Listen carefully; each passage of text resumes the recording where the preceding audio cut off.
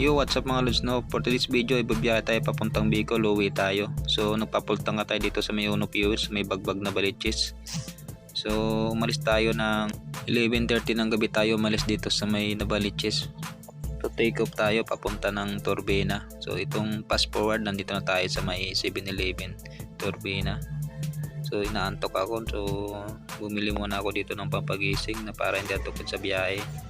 Bumili nga tayo dito ng Red Bull, maganda to sa biyahe talaga, hindi ka makakaramdam ng antok, kondisyon yung katawan mo, magpapalakas. Malalayo pa nga ating biyahe, so first time ko palang bumiyahe ngayon na solo ride ng gabi papuntang Bicol. So susubukan natin. 1:30, nasa Turbina na tayo. Yan ang mga dala ko, mga damit. Puntang Bicol. Mabuti na lang at mayroon tayong mini driving light na naka-install, kaya kitang kita ang mga lubak sa dadaanan. So sa part na to ay nasa may San Pablo to Laguna, medyo maraming mga lubak sa dadaanan, kaya dandaan lang ako dito. At susunod na stopover sa may Lucena ito mga lods, no? So yan yung may tunnel siya na pailalim sa taas.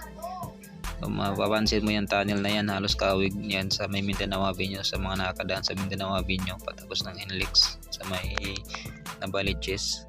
Yan, hawig niya mismong tunnel na yan sa may Lucena. So patuloy tayo sa biyahe, so solo ride talaga. Ito naman ang aking next stopover sa may paanan ng Old Zigzag Road sa Pagbilao, Quezon. So may mga karinderya at saka stopover ng mga van bago umakyat sa Zigzag Road. Bali 3:30 pa lang ng madaling araw, nandito na tayo sa may paanan ng Old Zigzag. So yan, pahinga lang ako dito konti. Yan ang daanan ng mga truck sa New Diversion Road. Dito naman yung sa kanan, yung diretso pataas, yun yung sa Old Zigzag Road.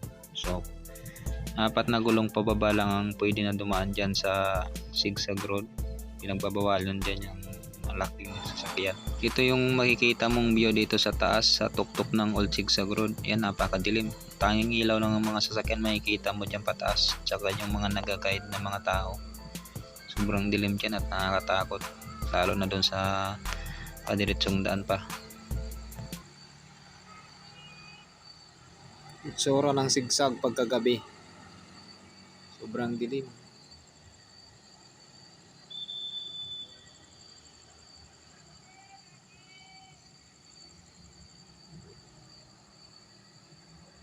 Iwanag talaga pag may mini driving light.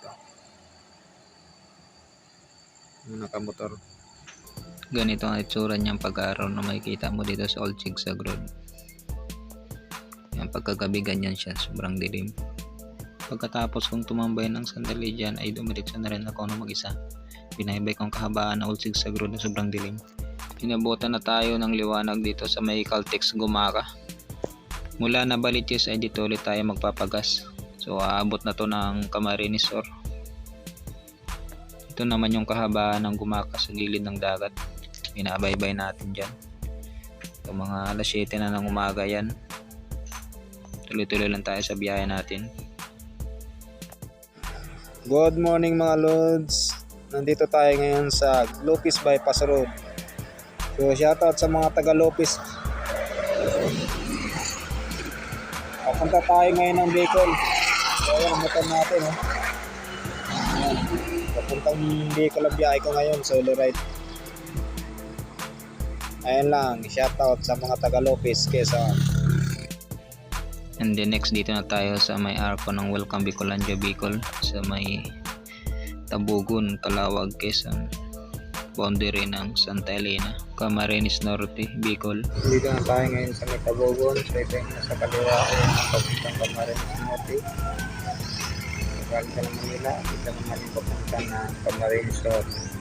Fast forward, nandito na ako sa may checkpoint del Gallego dati nung pandemic. So ngayon wala nang checkpoint dyan. Yan na lang yung mga kubo na tira. So dito tayo lang bihis pinara nung pandemic nung umuwi tayo ng Bicol. Itong kahabaan ng Del Gallego at saka Ragay. So shoutout sa mga taga Del Gallego at Ragay dito mga lods. So sana ma-meet ko din kayo. Mamimigay tayo ng sticker. At sa wakas nakarating din tayo dito sa bayan namin sa may Sipokot, Camarines Sur. So shoutout sa mga taga Sipokot, sa mga taga bayan ko dito na followers. Sana huwag kayong magsawang suportahan ako. Maraming salamat mga lods. At ito nga ang naging ruta ko via live mula sa may Lucena, Quezon.